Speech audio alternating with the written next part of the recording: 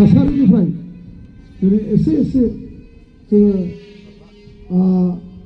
मोनसे स्टेन्डार्ड लेभेलाव फैनाय जों बेखौ नुनो मोन्दों।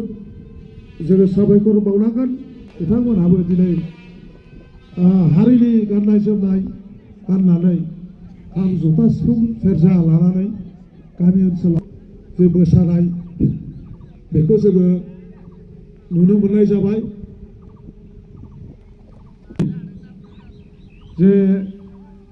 जे फालिनाय बे फालिनायनि थासारि खाम जथा सिफुं सेरजा दामनायनि मोनसे फोरोंथाय बादा राव थुनलाइ हारिमु जोङो सांग्रां जानांगोन आरो जोङो सारा बुहुमावनो जोङो दिन्थिनो हानांगोन।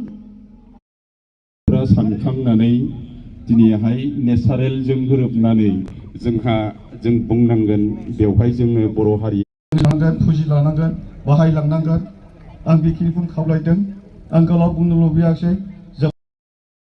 सेंग्रा सिख्ला आरो समाज सिबियारि साफ्रोमबो दिनै एक गट खौसे जानानै बावनानै आंनि बे सुंद' बिबुंथि बेखिनिखौनो बुंनानै आं फोजोबनाय जाबाय। गोजोन्थों।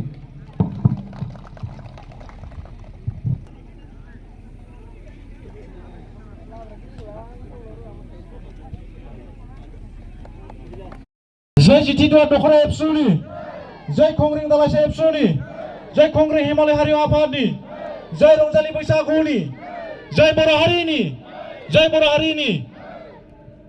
बे समाव दासो जोंनि मोसानाय जे थावनि आलासि चिरां जिल्ला बर' समाजनि लोगो आफादगिरि मानाव गेदेर मावफुंनायनि थाखाय साबायखर जासिबाय आरो गासिबो बाहागो लागिरि बिथांमोननिसिम आं साबायखर जासि